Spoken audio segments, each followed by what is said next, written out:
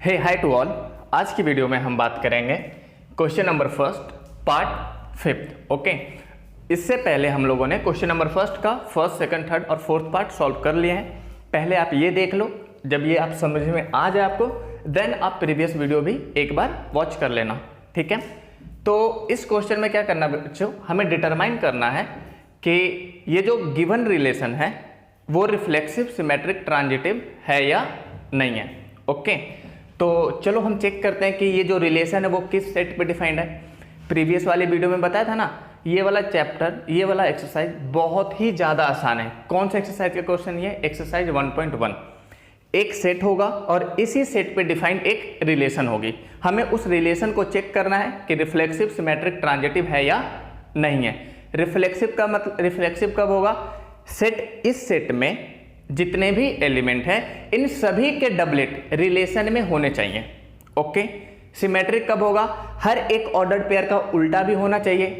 Transitive कब होगा, अगर ए बी है, बी सी है, देन ए सी होना चाहिए। ए बी तो है लेकिन बी सी नहीं है, तो हम डायरेक्ट बोल देंगे कि वो रिलेशन ट्रांजिटिव है, ठीक है। चलो, तो क्वेश्चन नंबर फर्स्ट का जो फिफ्थ पार्ट है उसमें देखो क्या बोला हुआ है बच्चों कि relation R in the set A of human beings in a town at a particular time given by, ठीक है।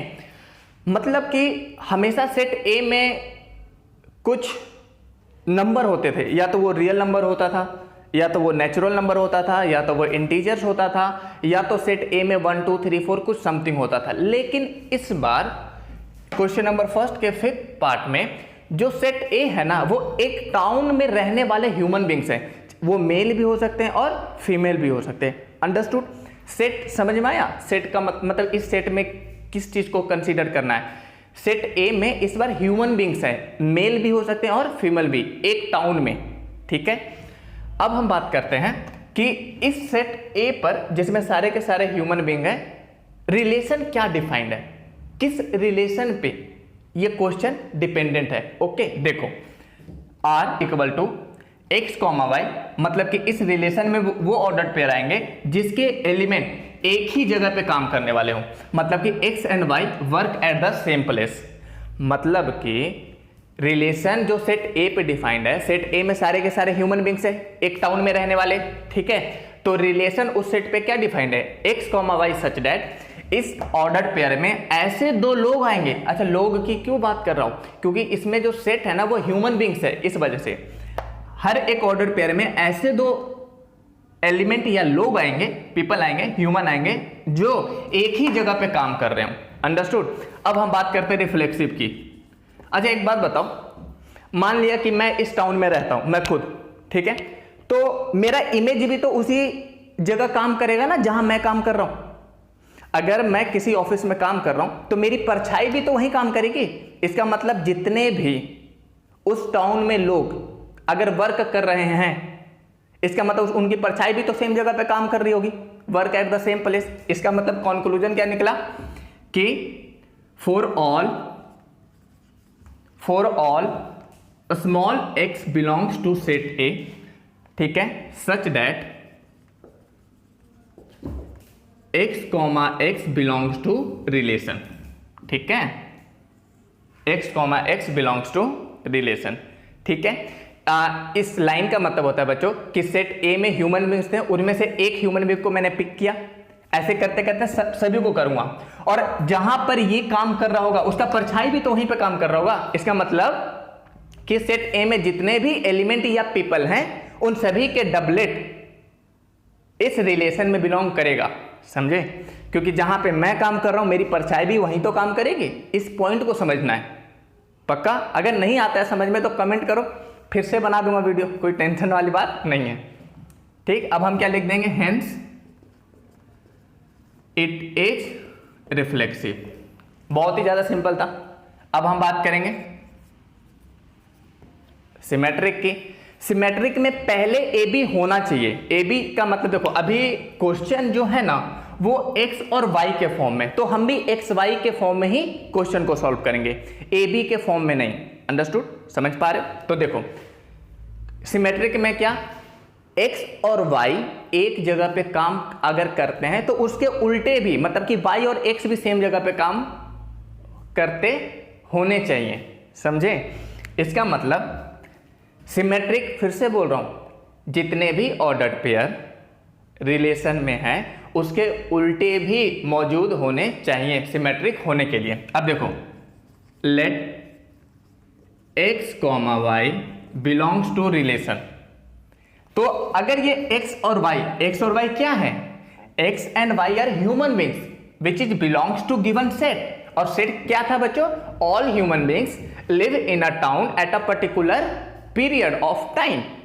ठीक है, मतलब कि एक समय में एक जगह पे रहने वाले जितने भी लोग हैं उनका सेट लिया गया है, और उस सेट पे डिफाइंड है रिलेशन। और रिलेशन क्या है? कि दो लोग एक ही जगह पे काम करने चाहिए। ठीक है, ओके। अब देखो, अगर एक्स और वाई रिलेशन में बिलोंग कर रहा है तो पक्का इस कंडीशन को फुलफिल कर रहा होगा। इसका मतलब हम क्या लिख सकते हैं? X and y work at the same place. अब बच्चों एक बात बताओ, अगर एक्स और वाई सेम जगह पे काम कर रहे हैं, अरे तो वाई और एक्स भी तो सेम जगह पे काम कर रहे होंगे ना। राम श्याम एक जगह पे, तो श्याम और राम भी तो एक ही जगह पे। लॉजिक ही नहीं है, इतना आसान क्वेश्चन है। इसका मतलब हम इसको इस तरीके से भी लिख सकते हैं। ये क्या इंप्लाई करेगा? Y and x also work at the same place. Understood? इसका मतलब क्या? अगर y और x सेम जगह पे काम कर रहे हैं तो ये भी रिलेशन में बिलोंग कर गया, बिलोंग्स टू रिलेशन। और अगर ये रिलेशन में हो गया, देखो हमने एक्स वाई लिया था और वाई एक्स रिलेशन में भी बिलोंग कर गया, इसका मतलब hence it is symmetric relation. ठीक है, अब हम बात करते हैं ट्रांजिटिव रिलेशन की। बहुत सिंपल है, आसान शब्दों में समझाऊंगा, समझना। देखो, for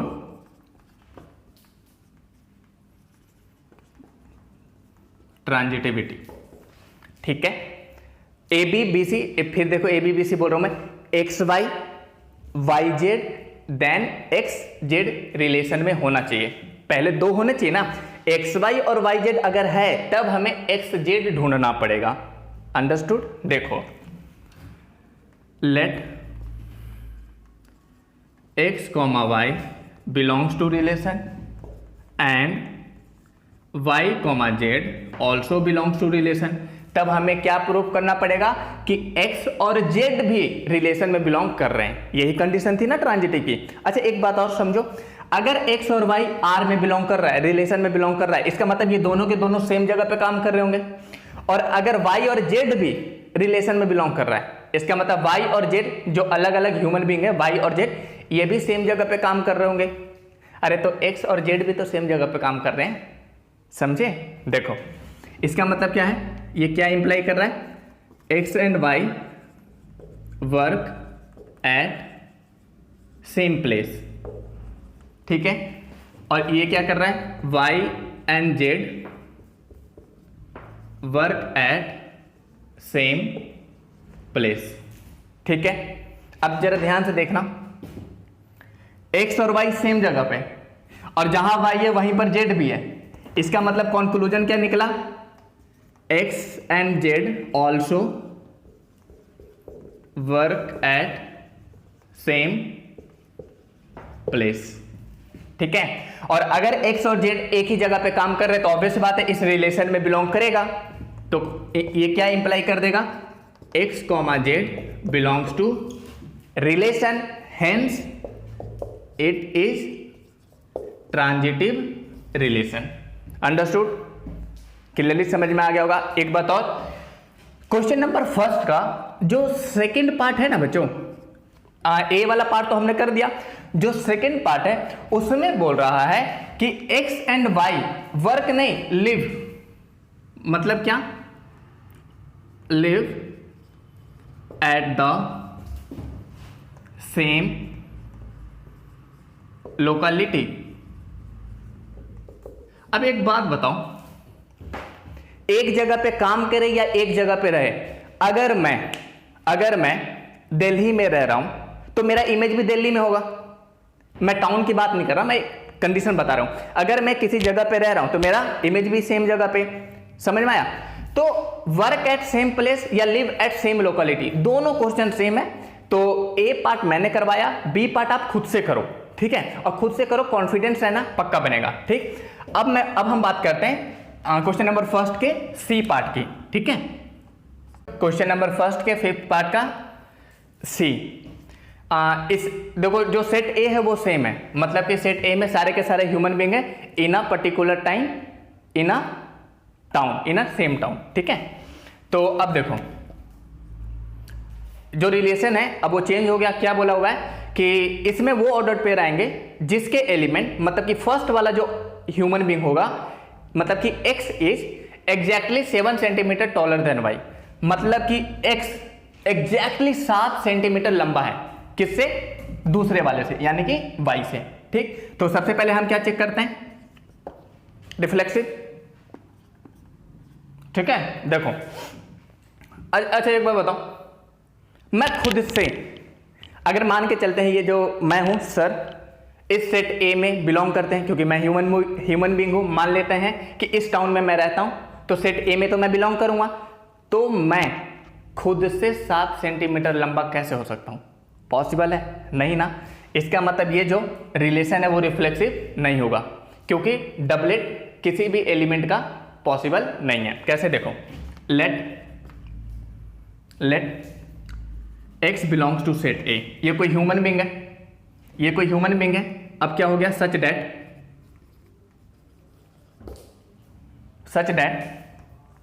x, x does not belongs to relation. क्यों? बिलोंग्स टू रिलेशन तब होता जब ये इससे 7 सेंटीमीटर लंबा होता। अरे लेकिन जो ह्यूमन बीइंग यहां पर है वही तो यहां पर है। अगर मैं सर यहां हूं तो sir sir belongs to relation है, मतलब कि जैसे यहां पर आप हो तो आप आप खुद से 7 सेंटीमीटर लंबा कैसे हो सकते हो? पॉसिबल नहीं है। तो ये जो रिलेशन है वो रिफ्लेक्सिव नहीं होगा, ठीक है? बात करते हैं सिमेट्रिक की, ठीक है? देखो, सिमेट्रिक रिलेशन अगर ए बी है तो उसका उल्टा बी ए होना चाहिए, लेकिन यहां पर x और y है तो हम x y के फॉर्म में लिखेंगे। देखो, लेट कर लिया, पहले एक्स वाई होगा तब उल्टा ढूंढना है ना। देखो, let x comma y belongs to relation, मतलब कि दो ह्यूमन बीइंग को पकड़ा, एक का नाम था एक्स, दूसरे का था वाई। अगर ये बिलोंग्स कर रहा है बच्चों रिलेशन में, तो इसका मतलब क्या? इसका सिंपल मतलब ये है कि एक्स इज एग्जैक्टली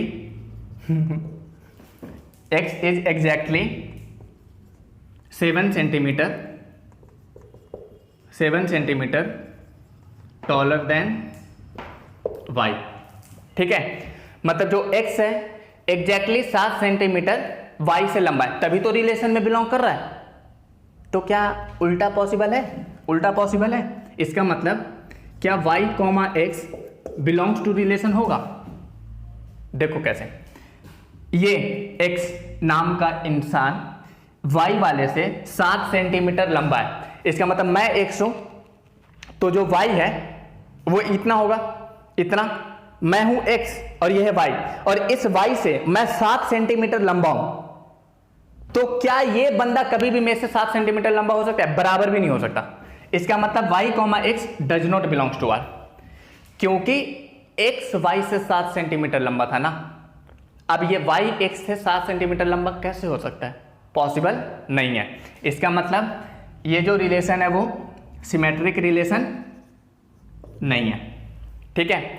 अब हम बात करते हैं ट्रांजिटिव की। सिमिलरली ऐसे लिख लेना। अब देखो ट्रांजिटिव,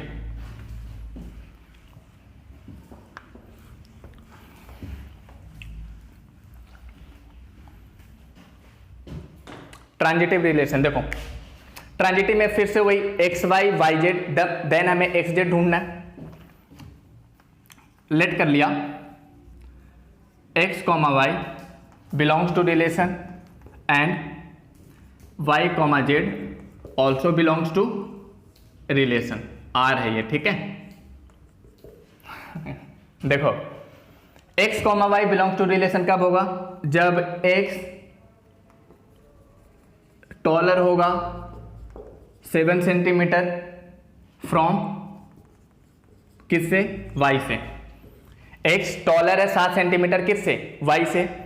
और अगर ये रिलेशन में बिलोंग कर रहा है इसका मतलब क्या, y exactly 7 centimetre taller then क्या, z। तो x y से 7 सेंटीमीटर लंबा है और y z से 7 सेंटीमीटर लंबा है। इसका मतलब क्या, बड़ा है। इसका मतलब कंक्लूजन क्या निकला कि x is 14 centimetre taller then z। होना कितना चाहिए था रिलेशन में बिलोंग करने के लिए, 7, लेकिन हो कितना गया, 14। x y से 7 सेंटीमीटर बड़ा है और y z से 7 सेंटीमीटर बड़ा है। इसका मतलब x z से कितना होगा, 7 7 14 सेंटीमीटर। होना कितना चाहिए था, 7, लेकिन हो कितना रहा है, 14। तो हम क्लियरली क्या लिख देंगे, ट्रांजिटिव नहीं है। Hence given relation is not transitive, ठीक है, अंडरस्टूड। अब हम बात करते हैं क्वेश्चन नंबर फर्स्ट का 5th के डी पार्ट। ओके, समझ में ना आए कमेंट जरूर करना कि समझ में नहीं आ रहा, और आएगा, खुद भी अपने ऊपर लेकर देखो ना।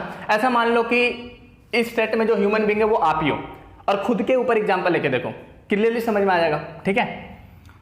जैसे अगर मैं बताऊं कि आप अपने छोटे वाले भाई से 7 सेंटीमीटर बड़े हो और छोटा वाला भाई आपकी छोटी वाली सिस्टर से 7 सेंटीमीटर बड़ा है, तो आप अपनी छोटी वाली सिस्टर से 14 सेंटीमीटर बड़े होगे ना, 7 सेंटीमीटर थोड़ी। इसका मतलब ट्रांजिटिव नहीं है, सिंपल बात।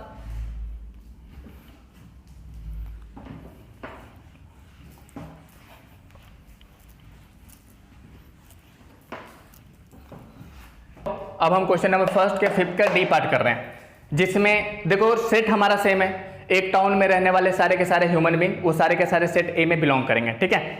और उस सेट पे रिलेशन क्या डिफाइंड है कि इस वाले रिलेशन में वो ऑर्डर्ड पेयर आएंगे जिसमें फर्स्ट वाला एलिमेंट दूसरे वाले एलिमेंट का वाइफ होना चाहिए, ठीक है। फर्स्ट वाला एलिमेंट दूसरे वाले एलिमेंट का वाइफ होना चाहिए। X is wife of y. अब हमें चेक करना है रिफ्लेक्सिव, सिमेट्रिक और ट्रांजिटिव। और मैं आपको बता दूं ये एग्जाम में कभी नहीं पूछता, इंपॉर्टेंट नहीं है, लेकिन फिर भी देख लो, 1 मिनट में खत्म कर देते हैं। अब एक बार बताओ, रिफ्लेक्सिव में क्या होना चाहिए था, x comma x belongs to r. अरे ये खुद का बंदा, ये खुद का वाइफ कैसे पॉसिबल है? मैं खुद का वाइफ हो सकता हूं? नहीं ना। इसका मतलब किसी भी एलिमेंट का डबलेट इस वाले रिलेशन में पॉसिबल नहीं है, तो ये रिफ्लेक्सिव नहीं होगा, ठीक है। सिमेट्रिक, देखो x comma y belongs to relation. अगर x और y इस रिलेशन में है तो कंक्लूजन ये है, कंडीशन ये होगी ना कि x is wife of y, मतलब x y की पत्नी है। इंप्लाई क्या करना चाहिए कि y comma x also belongs to relation होना चाहिए। अब एक बात अपने आप से पूछो, अगर x y की पत्नी है, अरे तो y x की पत्नी कैसे, पति होगा ना यार, हस्बैंड होगा ना। इसका मतलब ये पॉसिबल नहीं है। x y हो सकता है लेकिन उसका उल्टा कैसे, अगर मेरी पत्नी ये है तो बाद में ये मेरी पत्नी, मैं इसकी पत्नी बन जाऊंगा, पॉसिबल नहीं है ना, ठीक है। इसका मतलब सिमेट्रिक नहीं है, समझ गए। Transitive, x comma y belongs to relation and y comma z belongs to relation. x comma y belongs to relation का मतलब क्या, x is wife of y। ये कंडीशन हमेशा चलेगा क्योंकि इस बार रिलेशन ये है, ठीक है। एंड यहां क्या हो जाएगा y is wife of z। अब जरा ध्यान से सुनना, इस क्वेश्चन का जो ट्रांजिटिव पार्ट है बहुत ही ज्यादा इंपॉर्टेंट है, ठीक है, तो ध्यान से समझो। अब देखो क्या, ट्रांजिटिव होने के लिए ये और ये होना चाहिए, तब हमें एक्स जेड रिलेशन में हो चेक करना होता है, यही है ना। देखो x comma y belongs to relation, इसका मतलब ये जो एक्स है वाई की पत्नी है, ये जो एक्स है वाई की क्या है, पत्नी। अगर एक्स वाइफ है, अरे तो ये पक्का हस्बैंड होगा, वाई हस्बैंड होगा ना, ठीक है। तो ये जो वाई है वो जेड की वाइफ कैसे? ये वाई तो यहां पे हस्बैंड था, तो यही वाई किसी और की, ये वाई हस्बैंड था, तो ये जो हस्बैंड है वो किसी और की वाइफ पॉसिबल नहीं है। इसका मतलब एक्स कॉमा वाई रिलेशन में है, लेकिन y comma z belongs to relation नहीं है। समझ में आया? मतलब कि ए बी तो है लेकिन बी सी पॉसिबल नहीं है, और जब बी सी पॉसिबल ना हो तो हम डायरेक्ट क्या बोल देते थे कि रिलेशन ट्रांजिटिव है। स्पेशल केस, अगर ए बी तो है लेकिन बी सी है ही नहीं तो ए सी कैसे ढूंढोगे, और जब ए सी नहीं ढूंढेंगे तो हम डायरेक्ट बोल देंगे वो रिलेशन ट्रांजिटिव है। समझ में आ रहा है ना? स्पेशल केस है, स्पेशल केस। स्पेशल केस का कंडीशन लिख देता हूं, if a b belongs to r but आप यहां पे लिख देना ए बी को छोड़ो, ए बी को ना एक्स वाई के फॉर्म में लिखो क्योंकि क्वेश्चन में एक्स वाई है ना, ठीक है। If x y belongs to r but y comma z does not belongs to r, नहीं है ना y comma z belongs to r, ये जो पति है इसका जेड का वाइफ कैसे बन सकता है? यानी कि ये वाला सिचुएशन पॉसिबल नहीं है रियल लाइफ में, मैथ में भी और रियल लाइफ में। तो हम क्या बोल देंगे कि जब ये ना हो तो हम डायरेक्ट बोल देते हैं कि गिवन रिलेशन ट्रांजिटिव है। अंडरस्टूड?